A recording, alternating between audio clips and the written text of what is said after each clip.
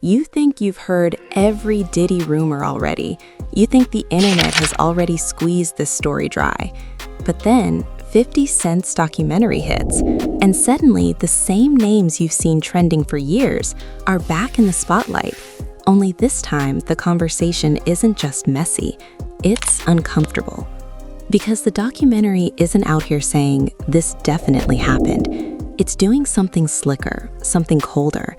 It's showing you how the industry moves when powerful people are involved, how stories don't die, they get managed, how whispers don't disappear, they get redirected, and how, when you start connecting old interviews, resurfaced clips, and new claims being reported, the pattern starts to look less like random chaos and more like a system doing what it was built to do.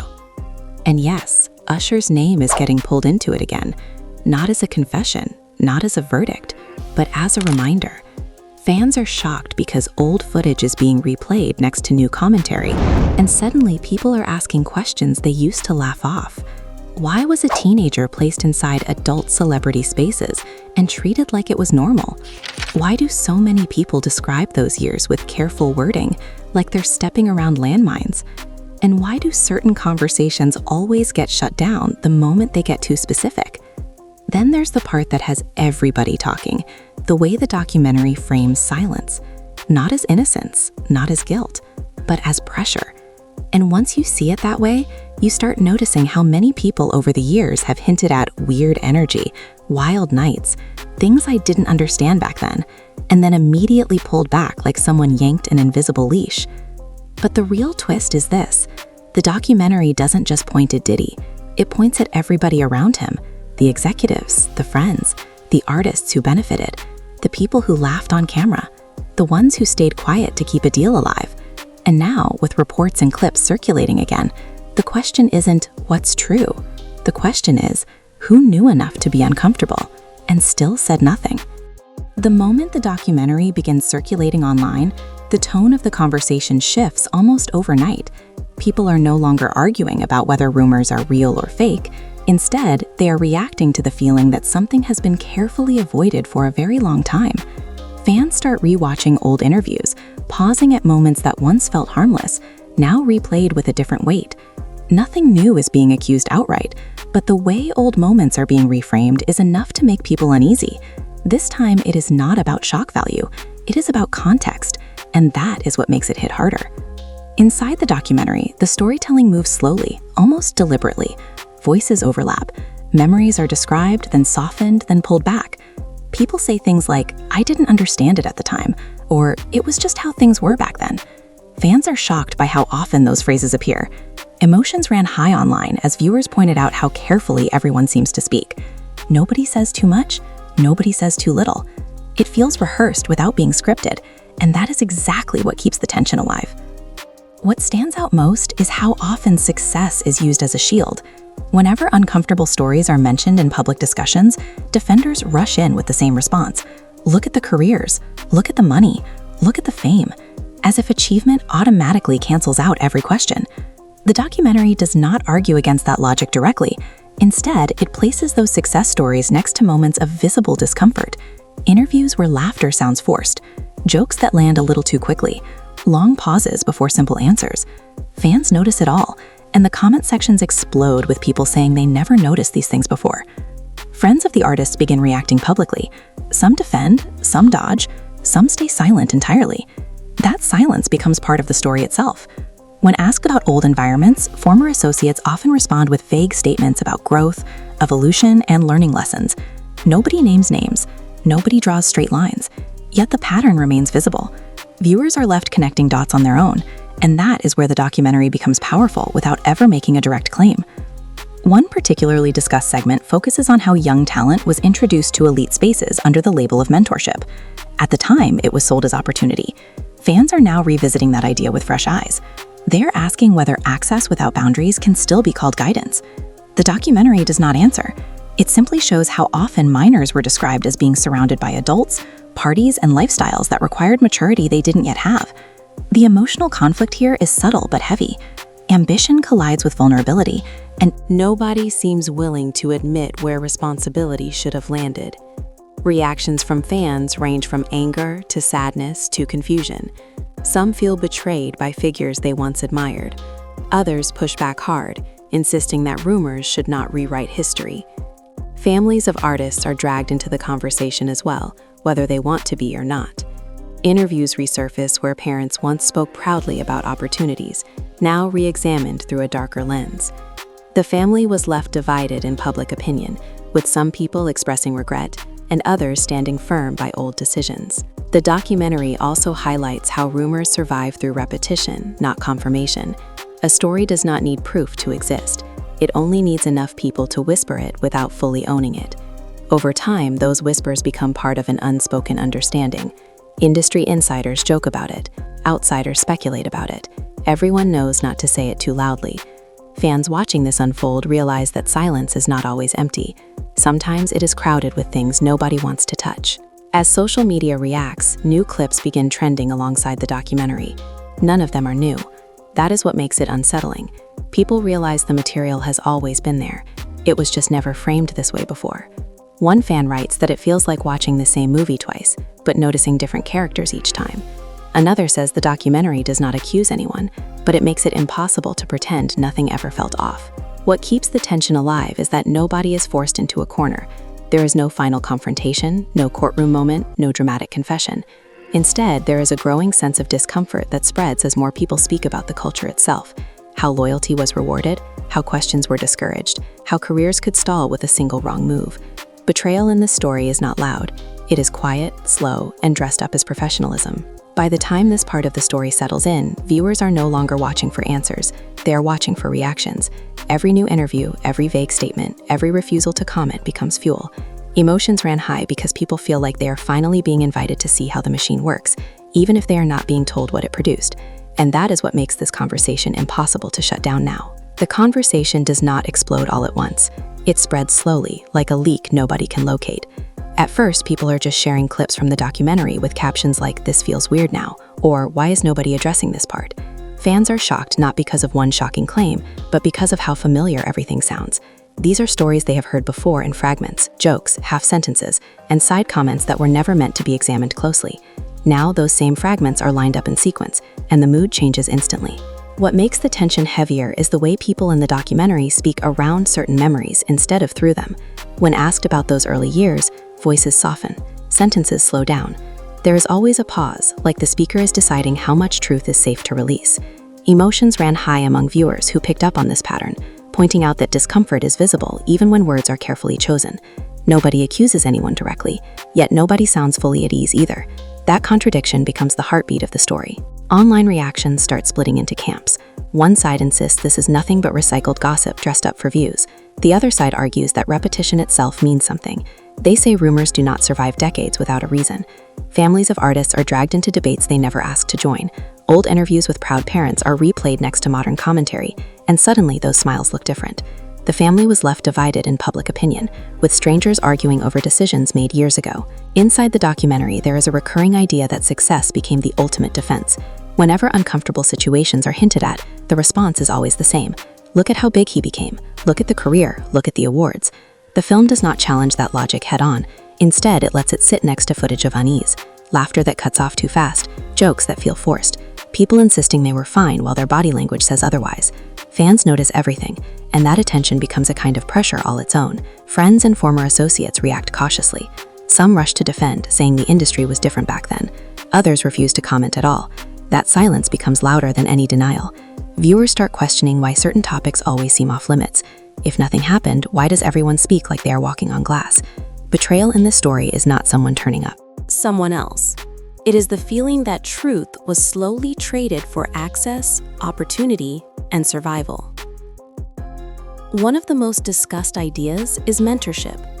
For years, bringing young talent into elite spaces was framed as guidance, exposure, and learning from the best. The documentary places that word under a microscope. Fans begin asking whether guidance without boundaries is still guidance, whether opportunity without protection becomes something else entirely. No answers are given. Instead, the film shows how often minors were surrounded by adult lifestyles and how normalized that environment was at the time. ambition, and vulnerability collide, and nobody seems willing to claim responsibility for managing that collision. As the discussion grows, reactions from fans turn emotional. Some feel anger toward the system. Others feel sadness for the younger versions of artists they grew up loving. Many express guilt for laughing at jokes they now see differently. Emotions ran high in comment sections as people admitted they once dismissed these stories because they did not want to believe them. The documentary does not shame the audience, but it does hold up a mirror, forcing viewers to confront how easy it was to look away. What keeps this part of the story grounded is that no single moment is presented as the smoking gun. Instead, it is the accumulation of moments that creates weight.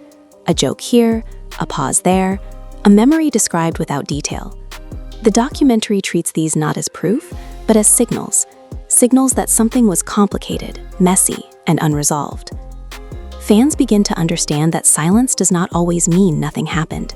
Sometimes it means something happened that nobody knew how to talk about.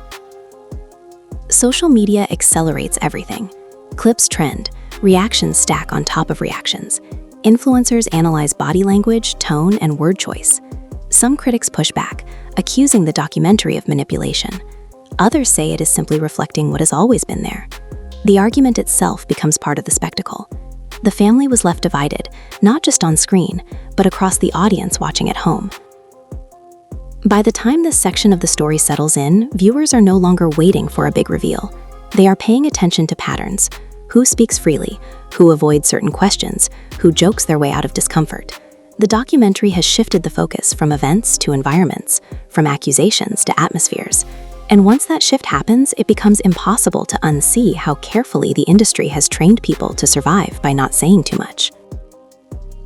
As the documentary continues to circulate, the focus quietly shifts from individual memories to the reactions happening in real time. Artists who once seemed untouchable are suddenly being asked the same questions in interviews, and the answers sound familiar. Phrases like, "that was a different era," and "people didn't look at things the same way back then," start appearing everywhere. Fans are shocked by how coordinated those responses feel, even though nobody appears to be working together. It feels more like muscle memory, as if the industry learned long ago how to deflect without denying. Emotions ran high when viewers noticed how often humor is used as a shield. Uncomfortable moments are brushed off with laughs, side jokes, or exaggerated reactions that quickly change the subject. The documentary does not mock this behavior. It simply places it back to back, allowing patterns to form naturally. When laughter shows up exactly where clarity should be, people start asking why. Not what happened, but why talking about it still feels risky after all these years. Former collaborators begin speaking through carefully worded statements. They emphasize gratitude, growth, and lessons learned, but avoid specifics. Some even say they are proud of surviving that era, a word choice that does not go unnoticed. Fans pick apart every sentence, every pause, every refusal to elaborate. The family was left divided as well, with some relatives defending old decisions and others admitting that, in hindsight, things might have been handled differently. Those admissions are rare, and when they happen, they ripple across the internet. One of the most debated aspects becomes the idea of power imbalance. The documentary repeatedly highlights how young artists were placed in rooms where everyone else held influence. Managers, executives, stars, and gatekeepers all sharing the same space, while the youngest person had the least ability to question what was happening. Fans are not told that anything illegal occurred. Instead, they are asked to consider how pressure works when saying no feels like career suicide. That question alone is enough to make viewers uncomfortable. As more clips resurface, people begin noticing how often boundaries were joked about instead of enforced. Stories are told with a casual tone, as if chaos was just part of the job. But when those stories involve minors, the tone starts to feel wrong. Fans express anger not just toward individuals, but toward the culture that normalized these environments. Emotions ran high as viewers realized that success stories often came packaged with experiences nobody wanted to fully unpack. Industry insiders push back, accusing the documentary of encouraging speculation. They argue that revisiting rumors only damages legacies. Others respond by saying legacies should be strong enough to withstand questions. The debate becomes heated, with accusations of clout chasing on one side and accusations of willful blindness on the other. Betrayal becomes a central theme, not between artists, but between the audience and the image they were sold for years. Another twist emerges when people begin talking about how long these conversations were delayed. Why now? Why not then? The documentary suggests that timing matters when power is involved. When careers are rising, silence protects everyone. When power shifts, stories begin to surface. Fans are shocked by how many people admit they heard things years ago but chose not to repeat them, not because they knew the truth, but because repeating rumors came with consequences. The reactions of younger fans differ sharply from older ones. Those who grew up watching these artists feel conflicted. They want to defend the music that shaped their lives, but they cannot ignore the discomfort they now feel. Younger viewers, less attached to the legacy, ask harsher questions. They wonder why adults allowed children into spaces that clearly required maturity and protection. The family was left divided across generations, with nostalgia battling accountability. The documentary also highlights how easily stories get buried under success. Awards, tours, and chart positions become distractions. Every time a rumor surfaces, a new achievement quickly follows, shifting attention. Fans now see that pattern clearly. They begin listing moments when controversy was overshadowed by big announcements. Emotions ran high as people realized how often they participated in that distraction without questioning it. What makes this section of the story intense is that no one is painted as purely evil or purely innocent. Everyone exists in shades of gray. Some people appear trapped by the same system they benefited from. Others seem comfortable never looking back. The documentary lets viewers wrestle with that ambiguity. It does not tell them how to feel, but it refuses to let them feel nothing. As the conversation deepens, silence becomes the loudest reaction of all. Certain names are never mentioned. Certain questions are never answered. Fans notice which interviews get cut short and which topics trigger immediate discomfort. Betrayal here is not dramatic, it is quiet. It is the realization that the truth, whatever it may be, was never the priority. Maintaining order was. By the end of this stretch, viewers understand that the documentary is less about proving events and more about exposing dynamics. How power teaches people when to speak and when to stay quiet. How environments shape behavior without leaving clear fingerprints. And once that realization sets in, the story no longer feels like old gossip. It feels like a case study in how silence can last longer than any rumor. As the discussion keeps growing, another layer of tension settles in, one that has nothing to do with any single name and everything to do with fear. People begin asking why so many insiders describe the same feeling without ever describing the same event. Phrases like, "I just stayed in my lane," or "I didn't ask questions," start popping up in resurfaced interviews. Fans are shocked by how normalized that mindset sounds. Staying quiet was not framed as cowardice back then, it was framed as professionalism. Emotions ran high when viewers started realizing how early that lesson was taught. Younger artists are shown learning quickly which topics were safe and which ones could end a career. The documentary shows clips where curiosity is met with awkward laughter or quick subject changes. Nobody says don't ask that, but everyone seems to know not to push further. That unspoken rule becomes one of the most unsettling parts of the story. It suggests a culture where silence is not demanded, but rewarded. Family members of artists begin reacting in subtle ways. Some post vague messages about protecting loved ones. Others remind fans that the past cannot be changed. The family was left divided in tone, if not in statement. A few relatives admit they had concerns years ago, but trusted the system because it promised safety and success. Those admissions hit hard because they show how easily responsibility can be passed upward. Parents trusted managers, managers trusted executives, executives trusted the brand, and somewhere in between, accountability dissolved. The documentary leans into the idea that power rarely needs to shout. It whispers. It Suggests. It creates environments where certain behaviors feel expected, even if they are never spelled out. Fans react strongly to this framing because it explains why so many people say they felt uncomfortable but stayed anyway. Leaving meant losing everything. Staying meant adapting. Betrayal here is not someone turning against another person. It is the slow betrayal of personal boundaries in exchange for survival. Another twist appears when former insiders admit they warned newcomers indirectly, not with clear language, but with coded advice. Keep your head down. Focus on the work. Don't get caught up in the extras. Fans are shocked by how those warnings now sound like acknowledgments that something was off.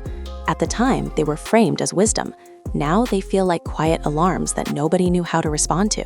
The audience reaction grows more intense as people start asking why these conversations only feel safe now. The documentary suggests that time weakens fear, power shifts, alliances fade. Once someone no longer needs access, they can afford honesty. Emotions ran high as viewers debated whether delayed truth is still truth or just damage control. Some argue that speaking late is better than never. Others feel anger that silence lasted as long as it did. Social media plays a role in amplifying every reaction. Clips are slowed down, words are analyzed, tone becomes evidence. Some viewers accuse others of reading too much into things. Others say ignoring subtext is exactly how these systems survive. The family was left divided again, this time across the audience itself. People argue over whether discomfort alone means anything. The documentary never answers that question, but it keeps placing discomfort front and center. What makes this stretch of the story emotionally heavy is how familiar it feels beyond the industry. Viewers begin relating it to their own experiences with authority. Workplaces where speaking up felt dangerous, situations where silence felt safer than honesty. Fans realize this is not just about celebrities, it is about how power trains people everywhere. That realization deepens the impact far beyond entertainment gossip. Former collaborators who do speak tend to frame their words carefully. They stress that they never saw anything illegal. They emphasize that rumors are not facts. At the same time, they admit the environment was intense and confusing. That contradiction fuels even more discussion. Fans are shocked by how often those statements include both denial and discomfort in the same breath. It feels like everyone is telling only the part of the story that protects them. Another emotional turn comes when viewers notice how often humor was used to repackage chaos. Wild nights are described like funny anecdotes. Dangerous situations are framed as learning experiences. The documentary quietly questions whether laughter was a coping mechanism. Emotions ran high as people wondered how many stories were softened to make them survivable, how many memories were edited not for the audience, but for the people telling them. As these ideas circulate, the story becomes less about what may have happened and more about why it was so easy to look away. Betrayal transforms into a shared responsibility. Fans confront their own role in dismissing rumors as jokes. They admit they once laughed because it felt easier than asking hard questions. The documentary does not accuse the audience, but it does not let them stay comfortable either. By this point, the tension is no longer built on shock. It is built on recognition. Recognition of patterns, recognition of fear, recognition of how systems protect themselves by making silence feel like the smartest option. Viewers understand that even without proof, environments can still cause harm. And once that understanding settles in, the story stops feeling like distant drama and starts feeling uncomfortably close. By the time the documentary reaches its final stretch, the conversation around it has completely transformed. People are no longer asking for a single truth or a clear verdict. Instead, they are questioning the foundation that allowed so many uncomfortable stories to exist without resolution. Fans are shocked by how familiar the ending feels, not because it wraps things up neatly, but because it leaves the same unease that has followed these rumors for years. Nothing is confirmed, nothing is dismissed, and that in itself feels intentional. What becomes clear is that silence did not happen by accident. It was cultivated. The documentary carefully shows how careers were built on relationships, and relationships were protected by discretion. Speaking too openly could cost you deals, tours, or entire futures. Emotions ran high when viewers realized how often people describe their success as proof that everything must have been fine. That logic now feels fragile. Success does not erase discomfort, it simply hides it better. Reactions from within the industry grow quieter at this stage. Fewer statements are released, fewer interviews address the topic directly. That absence speaks volumes. Fans notice which voices disappear when questions become harder. Betrayal is no longer about secrets being kept. It is about the realization that protecting the image mattered more than protecting people. The family was left divided in how they interpret this silence. Some see it as restraint, others see it as avoidance. Another emotional shift happens when the documentary revisits how long it took for these conversations to surface publicly. Decades passed with the same rumors circulating in private spaces. The film suggests that systems like this do not collapse suddenly, they erode slowly, only when enough pressure builds from the outside. Fans are shocked by how many stories remained locked away until lawsuits, investigations, and shifting power made silence less safe than speaking. The documentary also touches on how narratives are controlled. It shows how footage, interviews, and even home videos can be used to shape perception.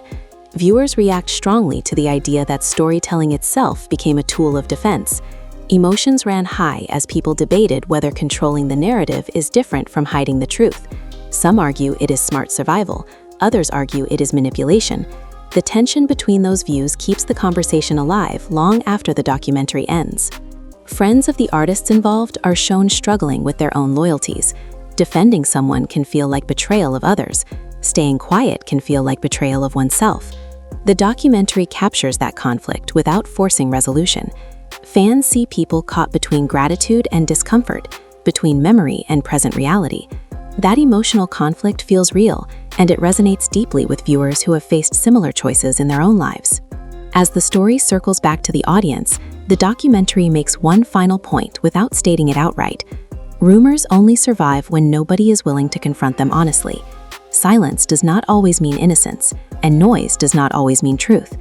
What matters is the environment that allows uncertainty to linger for years without accountability. Fans are left sitting with that thought, replaying moments that once felt harmless and now feel loaded. Social media reactions slow down but grow heavier. Instead of jokes and hot takes, longer posts appear. People write about feeling unsettled rather than entertained. They talk about how the documentary made them rethink the way they consume celebrity culture. Emotions ran high as viewers admitted they once defended the system because it delivered music, fame, and spectacle. Now they wonder what that spectacle cost. The family was left divided not just among those involved, but among fans themselves. Some want closure. Others accept that closure may never come. The documentary does not promise justice or resolution. It promises examination. It asks viewers to consider whether waiting for certainty is just another way of avoiding responsibility. That question lingers uncomfortably long after the final scene. What ultimately makes this story powerful is not what it claims, but what it reveals about power, how it shapes memory, how it controls timing, how it decides which voices matter and when. Betrayal in this story is systemic, not personal. It is the quiet agreement to keep moving forward without looking back too closely. By the end, viewers are not left with answers. They are left with awareness. Awareness that systems can protect themselves for decades. Awareness that silence can be strategic. Awareness that stories do not disappear just because they are inconvenient. Fans are shocked not because they learned something new, but because they finally saw the full shape of something they had only glimpsed before. And as the conversation fades from trending lists, one thing remains unresolved. Not whether something happened, but whether the structures that kept everyone quiet have truly changed. That unanswered question hangs in the air, heavier than any rumor, reminding viewers that sometimes the most important truths are not spoken at all. So now the question comes back to you. After watching everything unfold, after hearing the careful words, the pauses, the jokes that never quite land, what do you think this documentary is really saying? Is it just another wave of old rumors being recycled for attention? Or is it exposing how power, silence, and success can work together to keep uncomfortable conversations buried for decades? Fans are shocked not because they were given answers, but because they were shown how rarely answers were ever allowed to exist. This story does not ask you to decide what happened behind closed doors. It asks you to decide what it means when so many people describe the same discomfort without ever describing the same event. Emotions ran high throughout this documentary because it forced viewers to sit with uncertainty instead of rushing toward judgment.